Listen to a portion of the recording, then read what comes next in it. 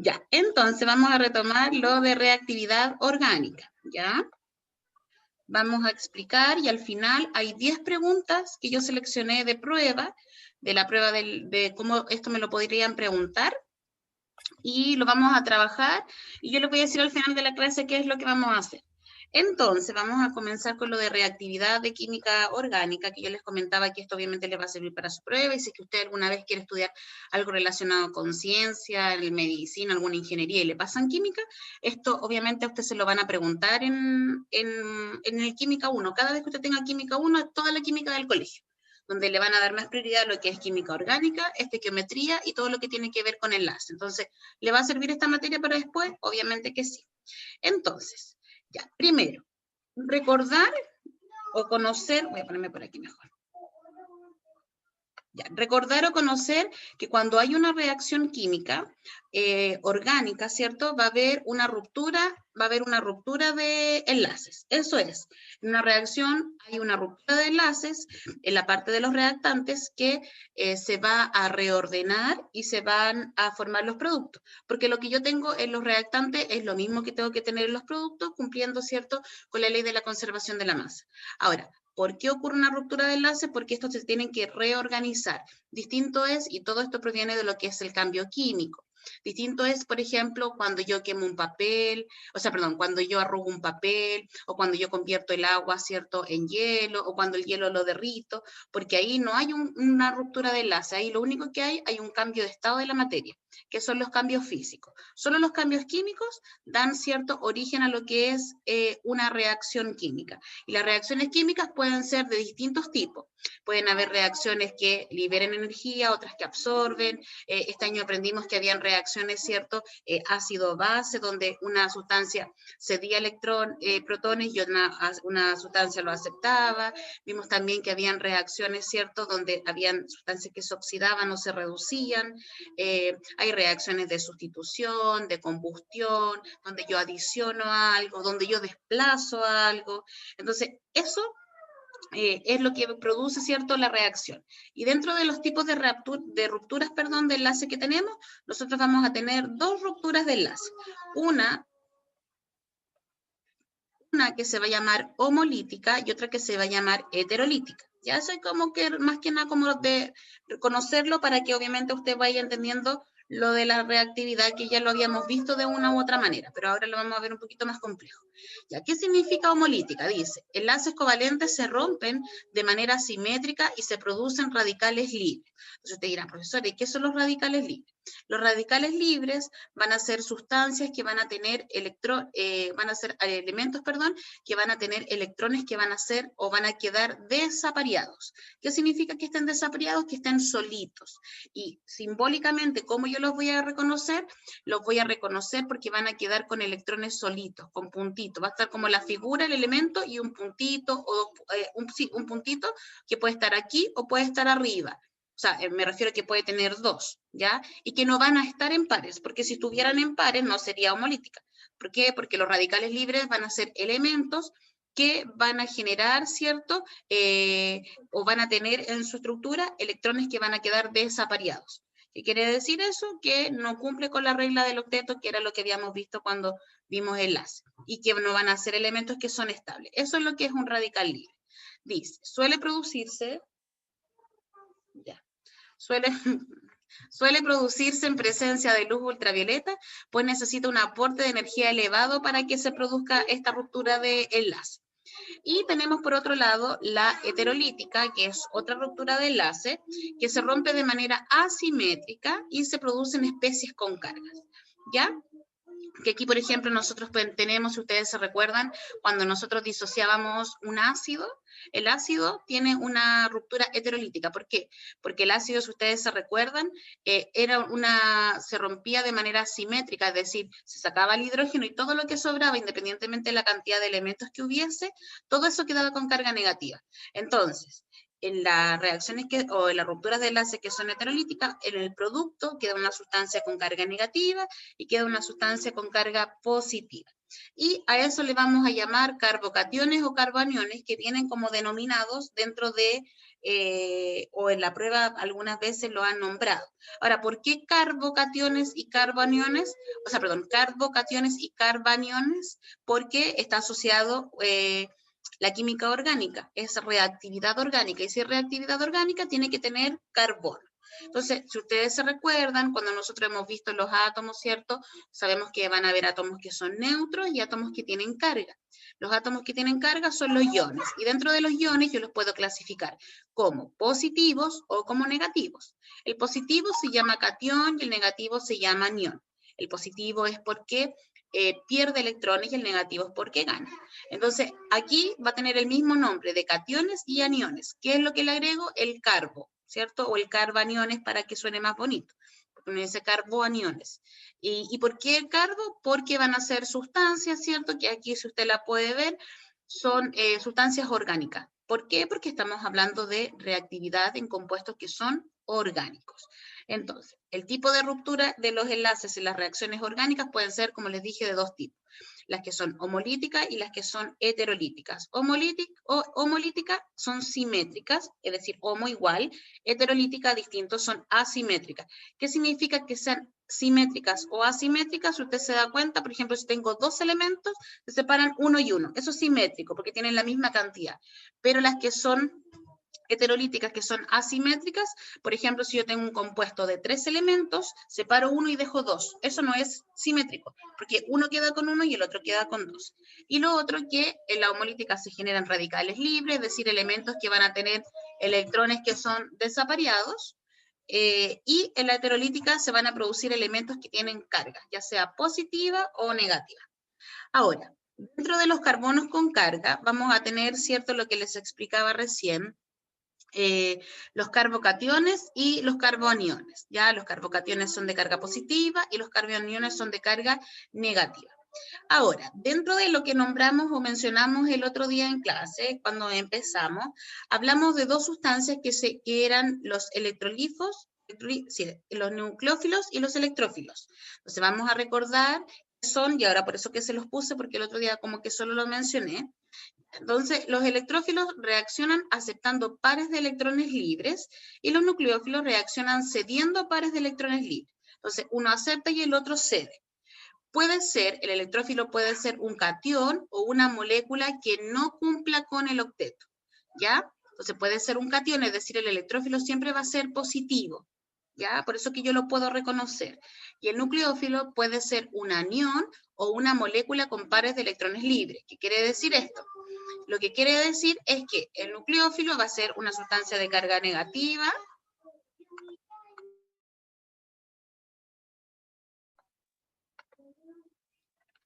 Ahí sí.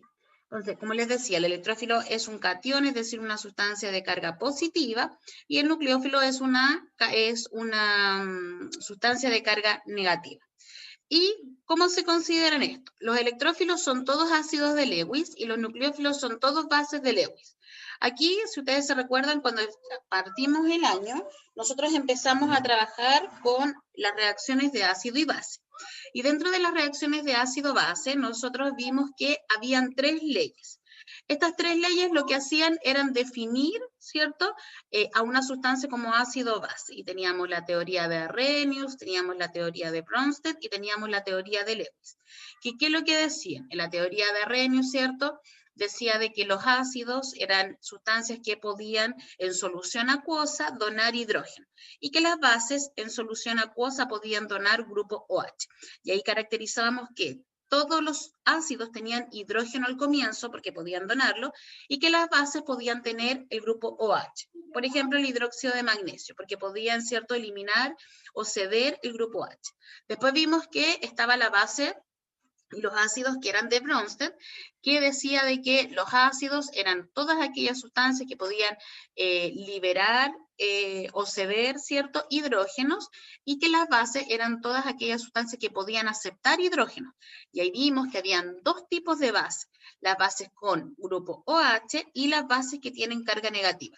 Por ejemplo, si usted tenía Cl-, S-2, NO2-, todas esas eran bases. Y después vimos que también existían otro tipo de bases y otro tipo de ácidos, que son los de Lewis, que no se utilizan mucho en lo que es, por ejemplo, las reacciones en sí de los ácidos y bases, porque nosotros vimos que habían reacciones de ácido-base que generaban pares conjugados, ¿se acuerdan? Que si yo tenía un ácido y una base de Bronsted, generaba un ácido y una base, pero conjugada.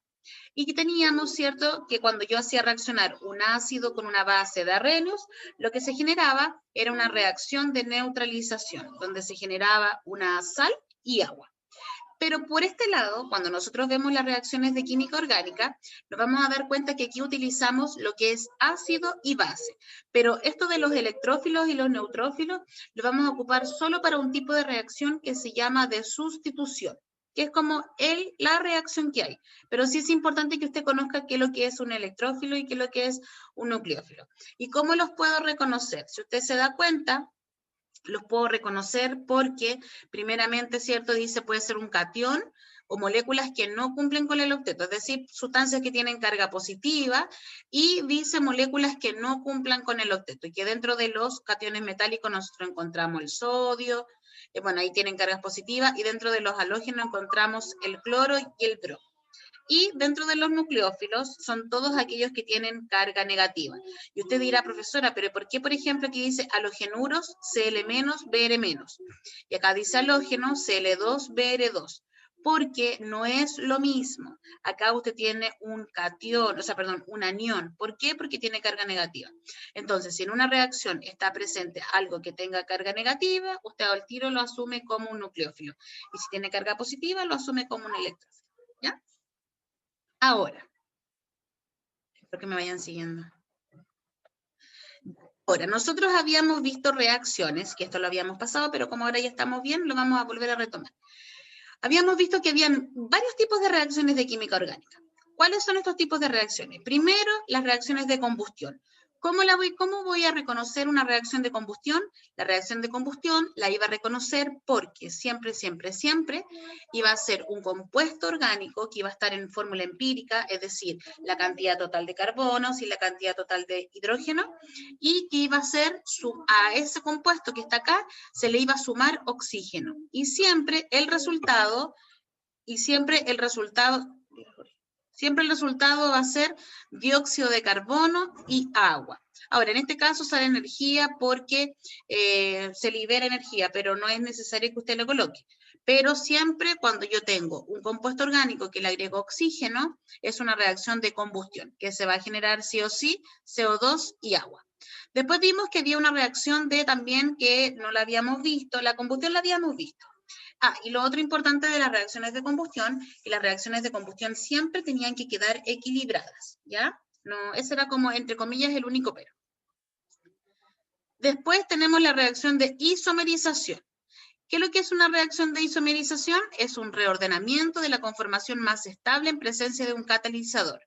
Cuando vimos lo del petróleo, vimos que había como dos tipos como de refinación del petróleo para sacar los hidrocarburos, y vimos que había un proceso de isomerización, que lo que consistía era en que, por ejemplo, si teníamos parafina, ¿cierto?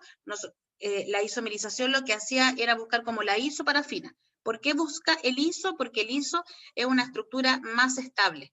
Ya, por ejemplo, si yo tengo el propil y el isopropil va a ser mucho más estable que el propil. Y entonces, eso es lo que es la isomerización. ¿Cómo puedo reconocer una isomerización? La puedo reconocer porque, primeramente, si usted se da cuenta, en estas tres reacciones, lo que tiene de diferente es que en una tiene solo una flecha y en la otra también tiene solo una flecha. Pero la isomerización tiene una flecha doble, que significa que este reactante es lo mismo que este producto y este producto es lo mismo que este reactante. Como que es una reacción reversible, puede ir de reactante a producto y de producto a reactante. En esta no. En esta el reactante se convierte inmediatamente en producto. Y dice que tiene que ser en presencia de un catalizador. Los catalizadores siempre aparecen en la parte de arriba, ya que aquí, por ejemplo, tenemos el tricloruro de aluminio o el ácido clorhídrico. ¿Y cómo también la podemos reconocer? Si usted se da cuenta, lo que tengo en un comienzo y lo que tengo en un final es lo mismo reordenado de una manera distinta. Acá lo que tengo en un comienzo y un final tiene los mismos elementos, pero forma compuestos distintos. Por ejemplo, acá yo tengo carbono, hidrógeno, oxígeno, acá también tengo carbono, hidrógeno, oxígeno, tengo los mismos elementos, pero son compuestos diferentes. Acá no, yo tengo el 1, 2, 3, 4, acá tengo un butano, y acá, ¿qué es lo que tengo? Un isobutano. Otro, por ejemplo, aquí podría tener el propil, y acá tengo un isopropil. ¿Ya? Eso es como lo que tiene de característico. Después nosotros también habíamos visto las reacciones de halogenación, que las reacciones de halogenación dice que son reacciones de sustitución, generalmente con cloro-bromo, y que requiere calor o luz ultravioleta. Siempre en la parte de arriba va a aparecer calor o va a aparecer cierto HV que corresponde a luz ultravioleta. ¿Y qué es lo que consta o qué es lo que significa esto? Que nosotros lo habíamos visto, es que a un alcano, ¿cierto? Nosotros le vamos a agregar un halógeno que generalmente es cloro-bromo, pero podría ser el flúor, el yodo, cualquier elemento, perdón, del grupo de los halógenos. Y se va a formar un hidrácido y se va a conformar un compuesto halogenado. ¿Por qué se forma un hidrácido? Porque el bromo, ¿cierto? Aquí donde dice BR2, estoy agregando 2 bromos. Un bromo va a quedar, a ver, ¿cómo lo digo? Un bromo tiene que ser intercambiado por un hidrógeno. Por ejemplo, aquí en este caso, ¿cuál hidrógeno se cambió? Se cambió el último hidrógeno, ¿cierto? Como que yo saco un hidrógeno y ya no va a tener 3, sino que ahora va a tener 2, y añado el bromo, ¿cierto? Que añadí un bromo. Y el hidrógeno que saqué de acá, con el bromo que quedó de acá, se va a transformar en un hidrácido. ¿Y qué es lo que es un hidrácido? Un hidrácido es un compuesto de 2 elementos, donde primero va el hidrógeno y después va el halógeno, que en este caso, como les digo yo, puede ser el cloro, el bromo, el flúor, el yodo, ¿cómo se llama? El azufre, que el azufre no se ocupa mucho, pero más que nada porque tiene 2 electrones, en cambio se ocupan más los que tienen solamente uno, que generalmente es cloro, bromo, flúor y yodo. ¿Ya? Entonces, esas son las reacciones de halogenación. Después, y aquí habíamos visto, las reacciones de sustitución. La reacción de sustitución significa que se sustituye un átomo o grupo de átomos de molécula original. Sustitución, cambiar uno por otro. Y dentro de la sustitución, nosotros vamos a tener 2 tipos de sustitución. Una sustitución que es de sustitución nucleofílica y sustitución electrofílica. Que en la sustitución nucleofílica, un nucleófilo es sustituido por otro nucleófilo, y en la sustitución electrofílica, un electrófilo es sustituido por otro. ¿Ya? Es cambiar una cosa por otra. Ahora, después, dentro de las reacciones de adición, dice que nosotros tenemos que seguir una regla, ¿ya? Hay una regla que se habla de la regla, ¿cierto?, de las reacciones de adición, que es una regla que se llama regla de Markov-Nikov. ¿Qué significa? Que el hidrógeno va mayoritariamente al carbono con más hidrógeno. Cuando yo sustituyo algunos elementos, ¿se acuerdan que, y después lo vamos a ver más adelante, de que supongamos que yo aquí le quiero agregar el HBr, ¿cierto? Entonces, a este compuesto yo le voy a agregar HBr. Entonces, a uno le tengo que agregar el H y al otro le tengo que agregar el Br. Pero ¿a quién le agrego qué cosa? ¿Se acuerdan que nosotros dijimos que cuando adicionamos, siempre adicionamos en el enlace doble? Entonces, ¿qué significa esta regla de Markov-Nikov? ¿O qué es lo que dice? Que el hidrógeno se lo tengo que agregar donde hay más hidrógeno. Si yo voy al dibujo y veo y recuerdo, este es un carbono, este es un carbono y este es un carbono. Este carbono tiene 3 hidrógenos y este carbono tiene un enlace para acá, 2 para allá, tiene un hidrógeno y este tiene 2. ¿Ya? Entonces, el hidrógeno, ¿dónde debería colocarlo? El hidrógeno lo debería colocar en este lado. ¿Por qué en este lado? Porque en ese lado es donde hay mayor cantidad de hidrógeno. Entonces, eso es lo que dice esta regla. Ya que no, lo demás es como de dibujo, no hay como ningún problema, pero eso es lo que dice, de que el hidrógeno siempre va a ir al carbono donde hay más hidrógeno cuando yo haga una reacción de adición. Y después tenemos otro tipo de reacciones que son las reacciones de hidrogenación, y dijimos que las reacciones de hidrogenación se hacen en compuestos que tienen enlace doble y triple. Ahora aquí dice, permite saturar al hidrocarburo.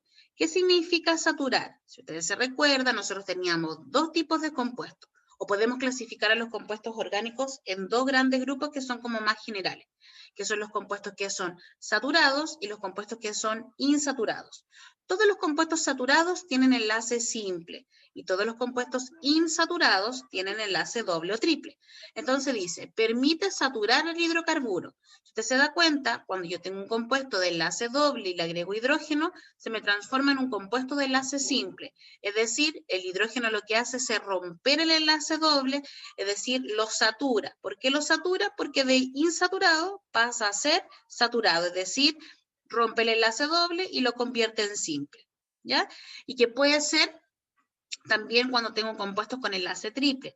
Recuerde que si tiene compuestos con enlace triple, lo que hace es convertir, si a un compuesto de enlace triple le agrego hidrógeno, lo que ocurre, ¿cierto?, es que se convierte en enlace doble. Ahora, si bien lo que se produce no tiene enlaces tiene enlace doble, igual lo está saturando, porque de triple pasó a doble, ¿ya? Dice que ocurre en presencia de catalizadores y es utilizado en la conversión de alquenos derivados del petróleo. Nosotros vimos que habían dos tipos de procesos para obtener derivados del petróleo, que uno era la destilación fraccionada y otro era donde estaba el cracking, la isomerización y la adición de hidrógeno. Y tenemos, ¿cierto?, la adición de halógenos. La adición de halógeno lo que permitía era obtener haluros. ¿Qué es lo que es un haluro? Un haluro es un compuesto halogenado. Es un compuesto, ¿cierto?, de enlace simple que se le añade un halógeno. Ahora, ¿qué distinto tiene esto de la halogenación? La halogenación es distinta, porque la halogenación yo solo agrego halógeno. Acá no. En la adición de halógenos yo estoy agregando un hidrácido. ¿Ya? ¿A qué? A un enlace doble. Por último, tenemos, ¿cierto? Bueno, esto lo habíamos visto, las reacciones de adición, tanto de agua a alquenos, y la adición de alcoholes. Entonces, cuando yo tengo un compuesto con enlace doble y le agrego agua, lo que estoy haciendo es hidratarlo y lo que se convierte o lo que finalmente se obtiene es un alcohol. Y si a un enlace doble le agrego un alcohol, se obtiene un éter, que son otro tipo de reacciones. Y no, esta no. Y después tengo las reacciones de eliminación. Dentro de las reacciones de eliminación yo quito algo. Aquí nosotros teníamos la deshidratación y también podemos tener la deshidrohalogenación. En la deshidrohalogenación lo que hago, ¿cierto?, es quitar un halógeno y convertirlo en un alqueno, y en la deshidratación de alcoholes lo que hago, ¿cierto?, es quitar el grupo OH y convertirlo en un alqueno, en presencia de catalizadores. Y aquí aparece otra ley. Dice, del compuesto orgánico se elimina una pequeña molécula, así se obtiene otro compuesto de menor masa molecular. Dice, sigue la regla de Zaitsev. En las reacciones de eliminación, el hidrógeno sale mayoritariamente del carbono adyacente al grupo funcional que tiene menos hidrógeno. Entonces, este tipo de preguntas a usted siempre le va a aparecer, por ejemplo, según la regla de tanto, y ahí lo hace. ¿Por qué? ¿A qué me refiero con esto? Usted tiene este compuesto, ¿cierto? Entonces, si yo este compuesto lo quiero someter a una reacción de eliminación, este compuesto primero no tiene grupo H, entonces no puede ser una deshidratación. Tiene que ser una deshidrohalogenación, donde yo voy a quitar este bromo, ¿cierto? Y tengo dos opciones. La opción es, a este carbono le tengo que quitarle, ¿cierto?, el bromo, y tengo que también sacar un hidrógeno para que se convierta en un compuesto con enlace doble. Fíjese aquí, de eso hay deshidrohalogenación, se convierte en un enlace doble. Deshidratación se convierte en un compuesto con enlace doble. Entonces, al sacar el bromo de este carbono, lo saco y ese carbono queda tal cual, CH, CH, ¿cierto? Pero la regla dice que tengo que además sacar un hidrógeno del carbono adyacente. ¿Al carbono adyacente a dónde? Este es mi carbono y tengo dos carbonos adyacentes, para este lado y para este otro lado. Entonces yo puedo sacar cualquiera de los dos hidrógenos, pero la regla dice que el hidrógeno que sale, mayoritariamente el carbono adyacente al grupo funcional, que tiene menos hidrógeno. ¿Qué quiere decir eso? Que sí o sí, según esta regla, y según si me lo piden con la regla, el hidrógeno que tengo que sacar es este hidrógeno. ¿Por qué este hidrógeno y no este? Porque este carbono tiene una menor cantidad de hidrógeno. Entonces yo voy a tener dos compuestos posibles, que es este compuesto y que es este compuesto. Ojo que sale de esta manera porque está en inglés, pero este es el 2-buteno y este es el 1-buteno. Ahora, ¿cuál es más estable? El 80% tiene un 80% de más estabilidad y este tiene un 20%. Ambos podrían estar correctos, cualquiera de los dos estaría correcto, pero si me lo piden según la ley tanto, usted tendría que sacarlo de donde tiene menor cantidad de hidrógeno. O si le preguntan qué consiste la ley de SAICEF, ¿cierto? Es que yo tengo que sacar el hidrógeno que saco en una reacción de eliminación debe ser del carbono adyacente que tenga la menor cantidad de hidrógeno. Después tenemos reacciones con aromáticos. Dentro de las reacciones con aromáticos nosotros vamos a encontrar tres tipos de reacción, que son reacciones de sustitución, que al benceno se le puede hacer una nitración, una halogenación y una sulfonación. ¿Cuál es la diferencia? En la nitración se reemplaza un hidrógeno por el grupo NO2, ¿cierto? Aquí está. Se le agrega HNO3. ¿Y por qué dice que en ambiente ácido? Porque el catalizador es un ácido. Ya es el H12SO4, el ácido sulfúrico.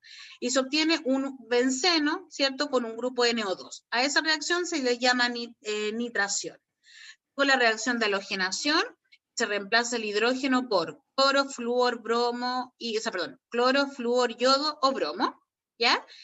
Y el catalizador es un ácido de Lewis que recibe electrones. Y aquí tengo el ácido de Lewis. Y se queda un halógeno, un compuesto aromático, que en este caso es el benceno, con un bromo.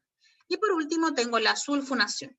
Se reemplaza el hidrógeno por el grupo HSO3 y requiere de calor. Entonces, esos son los tres tipos de reacciones que podemos tener con el benceno. Y por último, para terminar el tipo de reacción, vamos a encontrar las reacciones redox. Que las reacciones redox lo que hace es trabajar con la oxidación de los alcoholes.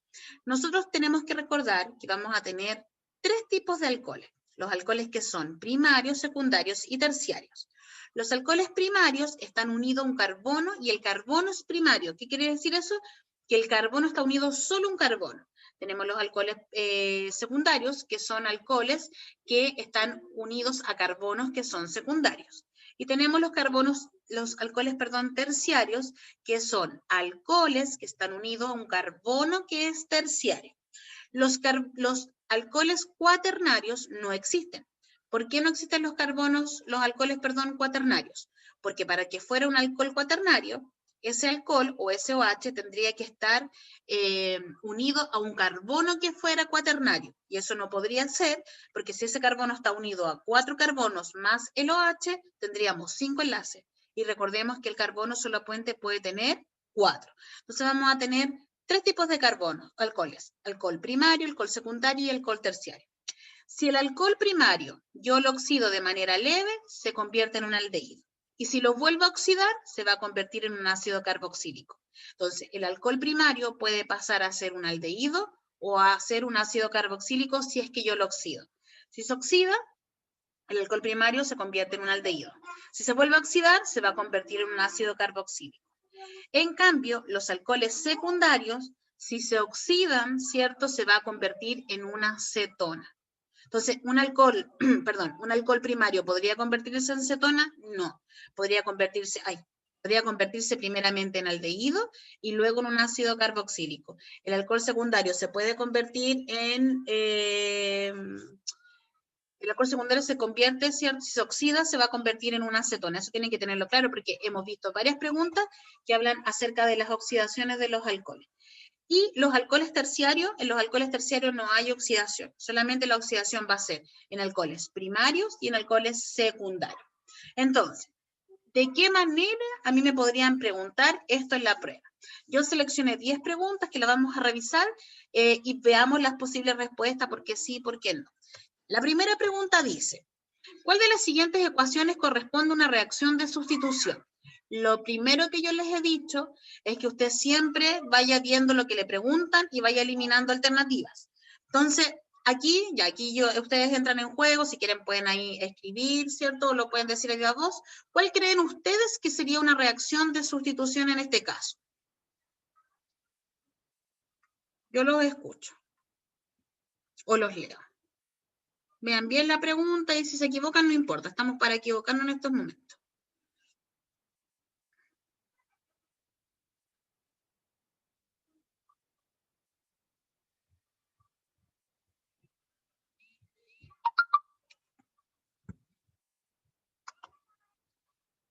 Ya, por aquí me dice la alternativa A, porque tienen, ya. Entonces vamos viendo las alternativas.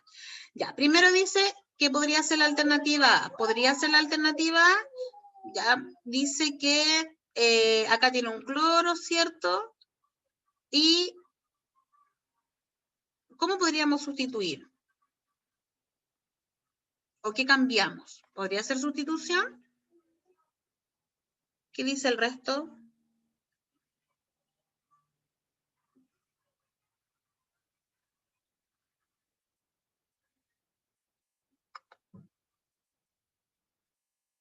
Ya, la primera es la alternativa correcta. Es una reacción de sustitución la primera. ¿Y por qué es una reacción de sustitución? Si usted se fija, lo que ocurre acá es que estoy sustituyendo, acá tengo el cloro, ¿cierto? Fíjese bien en el cloro, fíjese bien en el cloro. Lo que estoy sustituyendo es todo este grupo, es todo ese grupo que está ahí por un hidrógeno del benceno. Entonces estoy sustituyendo una cosa por otra, la estoy cambiando de posición. Eso es sustituir. Cuando usted está sentada, cuando usted estaba en el colegio, ¿cierto? Y los cambiaban de puesto, sustituyen uno por otro. Y de hecho, si no sé, empiezo a descartar alternativas. Por ejemplo, aquí lo que yo estoy haciendo es una reacción de adición. ¿Por qué? ¿Por qué, profesor, una reacción de adición? Porque a un compuesto que tiene enlace doble le estoy agregando, ¿cierto? OH y se transforman en alcoholes, ¿cierto? Entonces no es una reacción de sustitución. Esta reacción, la letra C, tampoco es una reacción de sustitución, porque ¿qué es lo que es? Miren, lo que les dije delante, esta es una reacción de isomerización, o también como se conoce como transposición, que transposición es lo mismo que los isómeros. Esta reacción es una reacción de deshidratación, porque le saqué un alcohol, tengo un alcohol y se convirtió en un alqueno y agua, a deshidratación. Y esta es una reacción de hidrogenación porque a un alqueno le agregué hidrógeno y se me convirtió en un alcano. Entonces la única que me queda como correcta es la alternativa A. Entonces cuando yo respondo la prueba tengo dos opciones, o lo sé o lo descarto. Ya de repente quedo pilla porque a veces me quedan dos alternativas que podrían ser las posibles. Entonces ahí la alternativa correcta es la alternativa A. Dice, número 2. Las reacciones de eliminación se forman enlace sigma, enlace pi o insaturaciones. Piense, en una reacción de eliminación, ¿qué es lo que se van a formar? Enlace sigma, enlace pi o insaturaciones. Una, dos, ¿cuál sería aquí la correcta?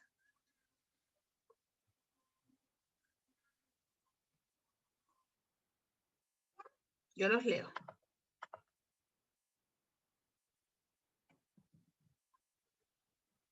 Ya. Por aquí me dicen que es la letra B. Entonces, recuerdo mi cabecita y digo, ¿qué es lo que hay en una reacción de eliminación? En la reacción de eliminación, independientemente si es de deshidratación o deshidrohalogenación, siempre se me va a formar un alqueno. ¿Y los alquenos tienen enlace sigma? No. ¿Los alquenos tienen enlace pi? Sí. La 2 puede ser. La 1 no podría ser. ¿Por qué no podría ser? Por lo que los enlaces sigma son siempre de enlace simple. Y vimos recién que la eliminación genera enlaces dobles. ¿Puede generar insaturaciones? Genera insaturación porque los enlaces dobles son insaturaciones. Los simples son saturaciones. Entonces aquí la alternativa correcta sería la alternativa E, ¿cierto? Solo 2 y 3. La 1 no podría ser. ¿Por qué no podría ser? Porque dice enlace sigma y el enlace sigma son de compuestos que son simples. Y vimos que los compuestos, las reacciones de eliminación solamente generan enlace del tipo doble. Se va a cortar en menos de un minuto. Vuelvan a conectarse al mismo link y terminamos de revisar. Sí, es cortito, así que no se preocupen. Ya yo lo voy a cortar para que se puedan conectar nuevamente.